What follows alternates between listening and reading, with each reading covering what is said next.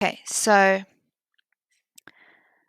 I want to start making Amberlynn videos, mostly focusing on recovery, accountability, health, wellness. All the drama is fun and everything, but it weighed heavy on my heart to get this out, so I'm not following a script. So please excuse any misspoken words, but this was very important to get out first and foremost because it is so heavy on my heart. Um, that with all the drama going on between Amber and Auntie Tammie and Emily and whoever else Amber pulls into her force field or into her orbital flow, I kind of want to address Mamalynn personally. She's never going to see this, but I kind of want to get it out there. But Mamalynn, I think her name's Christine. I understand to a point where you want to try and make up for Amber's childhood. You want to coddle her and baby her and mother her. But I'm telling you from one person in active recovery to another that you should not feel ashamed or guilty or any anger or hatred or anything but peace. And you should cut Amber out of your life.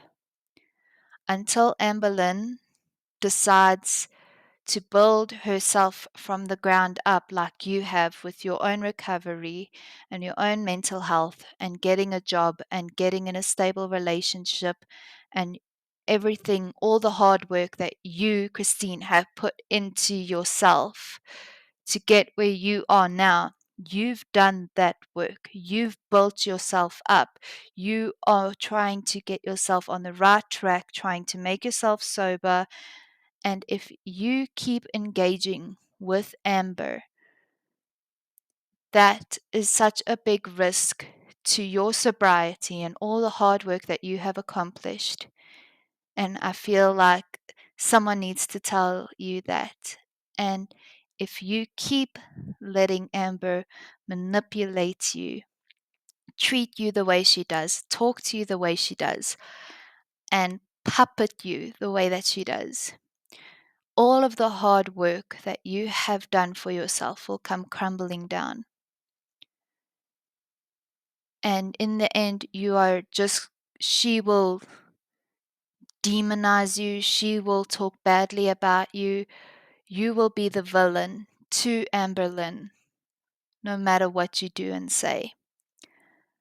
So, for your sake, I hope you are still going to counseling, still going to church, doing whatever you can to separate yourself from Amber, talking to someone that can help keep you sober, strengthen your relationship with your husband, with God, whoever it is that is keeping you on the straight and narrow. But I think in the long run, it will be best to follow your sister's footsteps and cut Amber out of your life until she learns how to take accountability, how to grow up, and how to look after herself without relying and victimizing people around her and herself. She is 34 years old. She has the financial means to look after herself. She will be fine by herself. Please do not let her use language like, oh, I'm feeling bad. I feel sick. I feel this. I feel that. I'm going to KMS. I'm going to self exit. I'm going to do all of these triggering words when you know that she is too, in your heart and soul as her mother, that she is too selfish, too self conceited, too self centered to do any of those things. Your sobriety your recovery, your relationships with your already ill mother, your sister, your husband, and whoever else right now is far more important and stable than that of your daughter, who would absolutely cut you off or abandon you at the drop of a hat if she had a chance, or the second a new woman gets her attention.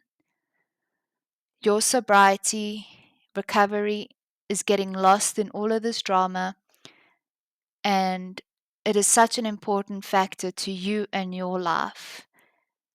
And please don't feel guilty about cutting off your daughter.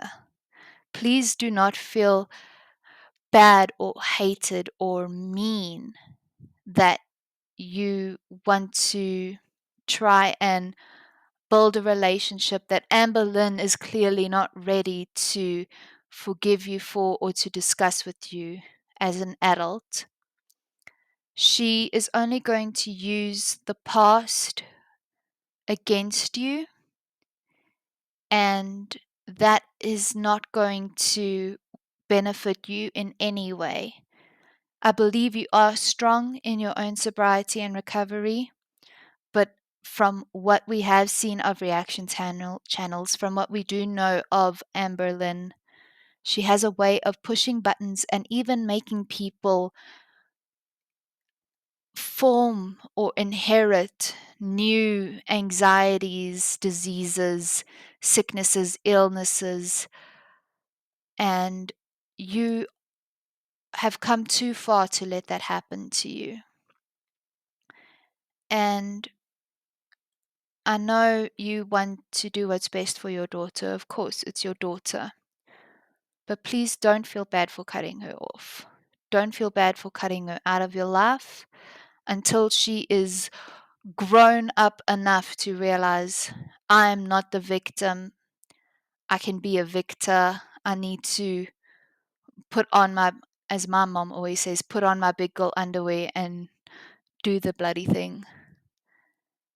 So before I did start with my Big L content, that was super important to get out of me, because I will always put Mamalynn's, despite her past, despite the things that she has done, despite it all, I will always put her recovery and her sobriety and how far she's come above whatever Amberlynn has done, because she has come a lot further than Amberlynn has ever come in her whole entire YouTube career.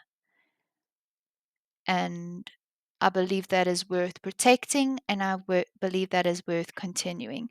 So before I do delve into the recovery, mental health, everything else that I do want to discuss with Amberlynn, because I have no one else to talk to about it in my life, I really wanted to get that message out to Christine. She'll probably never hear it, but hopefully through the magic grapevine of YouTube, someone somewhere will get that message to her and give her the courage to cut Amber out of her life.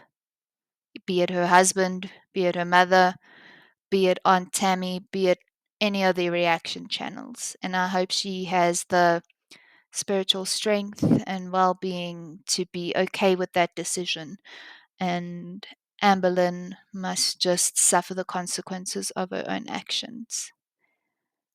And that is my first Amberlynn video. That is the most important thing that I wanted to say in all of this maelstrom of drama.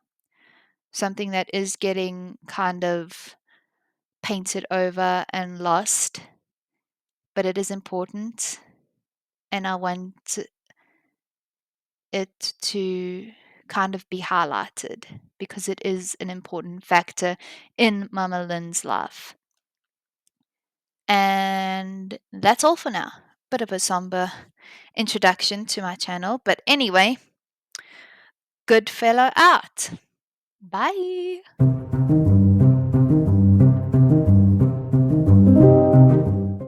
art thou, Romeo? I used to say that all the literal time.